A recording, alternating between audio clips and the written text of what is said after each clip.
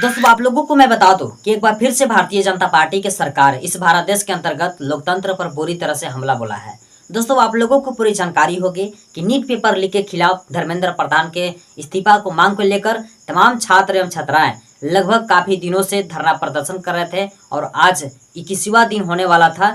छात्र एवं छात्राएं और साथ ही साथ हमारे देश के माने जाने वैज्ञानिक सोनम वांगचुक जी का भूख हड़ताल की 21वां दिन होने वाला था। लेकिन जैसे ही 21वां दिन हुआ दोस्तों सरकार की दबाव पड़ी और सरकार देख नहीं सही और सरकार अपने सरकारी गुंडे को भेजकर और सोनम वांगचुक जी को देखिए कि किस तरीके से सफेद सफेद कपड़ा लेकर आए पुलिस और सदा ड्रेस में, और देखिए कि किस तरीके से आंदोलनकारियों के साथ मारपीट किया, गाली गलौज किया, धक्का मुक्की किया और जबरन जबरदस्ती देखिए कि मन से ये आंदोलनकारियों के साथ दुर्व्यवहार की गई और सोनम वांगचुक जी को सफेद कपड़ा में लपेट कर और इन्हें डिटेन कर गिरफ्तार कर और अस्पताल ले जाया गया और उन्हें अनशन तोड़ने की काम करवाने का प्रयास किया गया। लेकिन वो भूख हड़ताल नहीं छोड़े, अभी भी भूख हड़ताल पर ही अस्पताल में भी हैं, लेकिन वो भूख हड़ताल पर ही हैं। नहीं सरकार से डर है उनको और ना ही पुलिस प्रशासन से डर है। जब इन्होंने 20 दिन संघर्ष कर लिया तो आखिरकार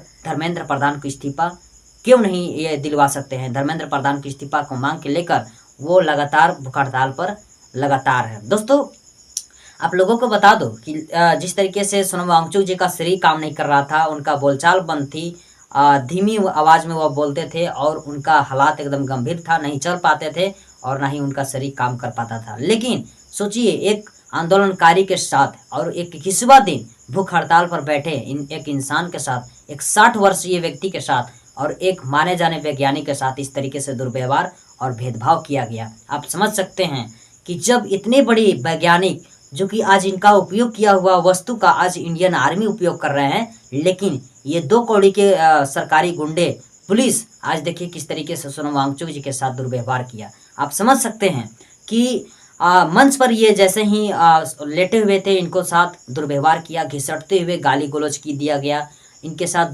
धक्का मुक्की की गई।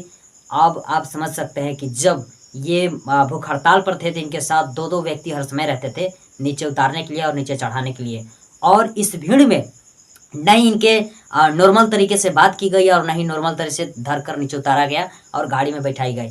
लगा कि ये नौजवान व्यक्ति है, उस तरीके से इनको पूरा धारा और पकड़ा और जबरदस्ती और जबरन ढकेल कर गाड़ी में बैठाया गया और उसके बाद अस्पताल ले जाया गया। अब समझ सकते हैं दोस्तों कि इस देश में किस तरीके से सरकार के भ्रष्टाचार और निकम्मी सरकार हो चुकी है और जिस तरीके से सरकार ये कार्य कर रही है, ये दोस्तों सबसे दुर्भाग्य की कार्य कर रही है। सोचने वाली बात है कि जो व्यक्ति आज छात्रों की हितों की बात करता हो, आज 17 से 18 छात्र अपना जान गंवा दिए इस नीट पेपर के लेकर, उस पर कोई आवाज़ नहीं उठाने वाली है सरकार। लेकिन जब कोई भूख हड़ताल पर बैठ जाए, कोई धरना पर बैठ जाए तो उसे गिरफ्तार कर, उसे डिटेन करवा कर, उसे गाली गलौज दिलवा कर और अस्पताल में भर्ती करवा दिया गया।